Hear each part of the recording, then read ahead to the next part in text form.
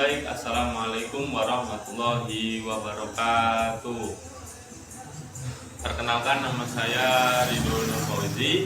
Oke, saya di sini untuk menyelesaikan tugas video yang dengan mana saya akan mempresentasikan judulnya Pemikiran Filsafat Ibnu Sina tentang pendidikan. Oke, langsung saja kita masuk ke materinya ya. Pemikiran Filsafat Ibnu Sina tentang pendidikan, yang mana pemikiran filsafat, apa itu sih filsafat? Filsafat itu seperti konsep pemikiran kita, bagaimana nantinya kita akan melakukan apa yang kita inginkan itu. Nah, jadi Ibnu Sina ini di sini menjelaskan bagaimana nantinya Ibnu Sina akan melakukan sesuatu yang dia inginkan tentang pendidikan.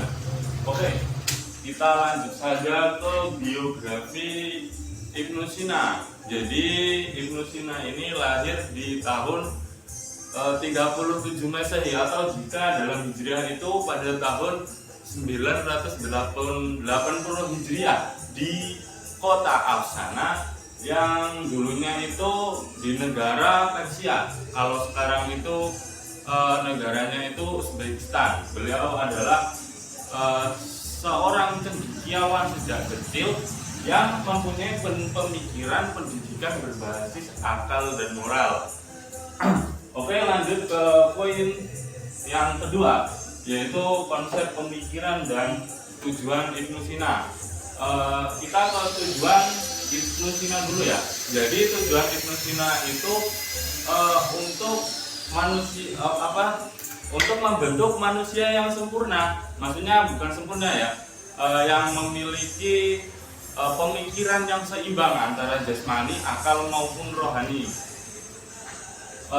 Untuk konsep pemikiran Ibnu Sina itu ada 3 poin utama.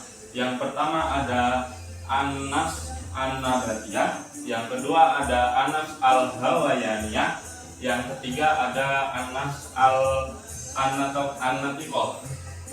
Baik, di poin yang pertama yaitu An-Nafs An-Nabatiyah, yang berarti itu jiwa tumbuhan. Maksudnya itu bukan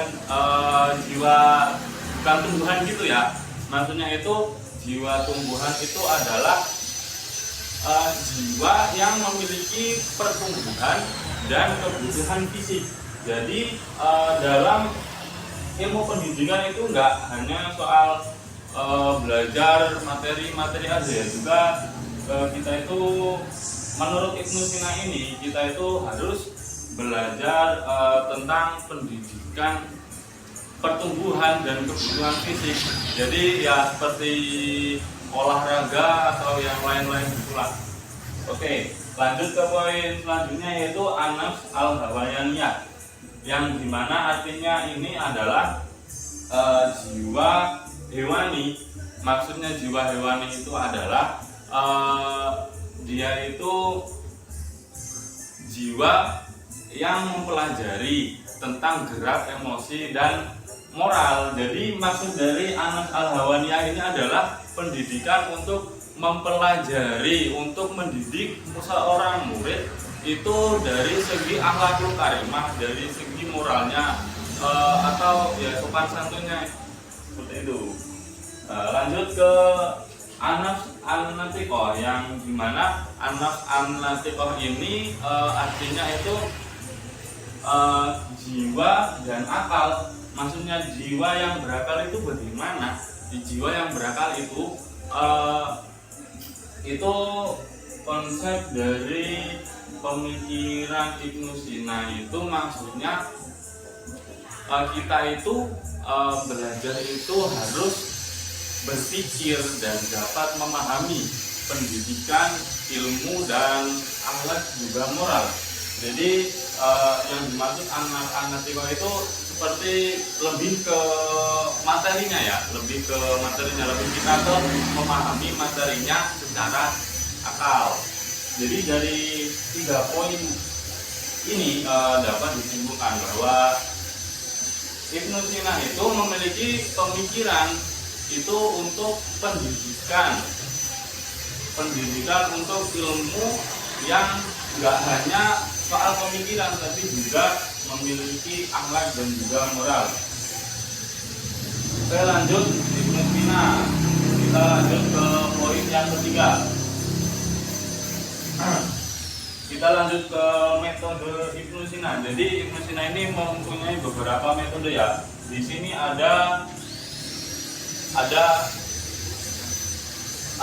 metode yang sudah tertuliskan di sini. Yang pertama adalah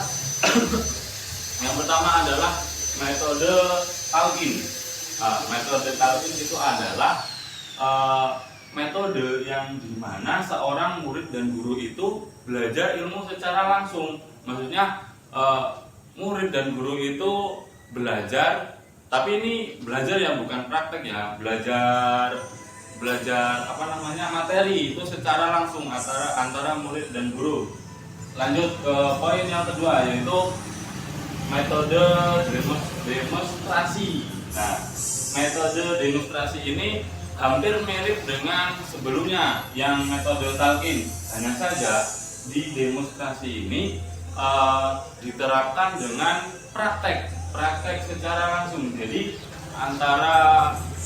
jadi murid itu dia tidak hanya memahami materi, tapi dia langsung ke praktek. Lanjut di poin yang ketiga, yaitu ada metode diskusi. Nah, jadi kalau metode diskusi ini dia menggunakan metode untuk bertukar pikiran. Ada yang nanya, ada yang menanya untuk menyelesaikan suatu masalah. Oke, lanjut. Ada yang keempat, yaitu metode magang. Nah, metode magang ini dia maksudnya itu metode yang menerapkan sistem kerja secara langsung. Nah, jadi pada metode magang ini dia langsung ke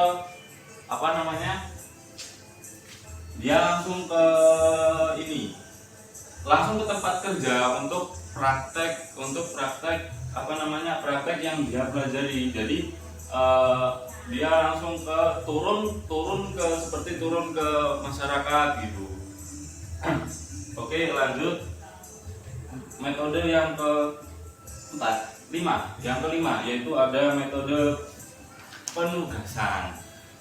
Nah, ini metode penugasan ini bagaimana seorang guru itu memberikan amanah kepada muridnya. Jadi dalam penugasan ini nggak hanya kita itu diberi tugas saja, tapi kita itu harus menjalankan amanah yang diberikan guru. Bagaimana tanggung jawab kita dalam menjalani amanah itu. Lanjut ke poin yang keenam, yaitu poin pembiasaan. Nah, dari poin pembiasaan ini seperti pada kalimatnya ya, kita itu dibiasakan dari guru itu kita dibiasakan untuk seperti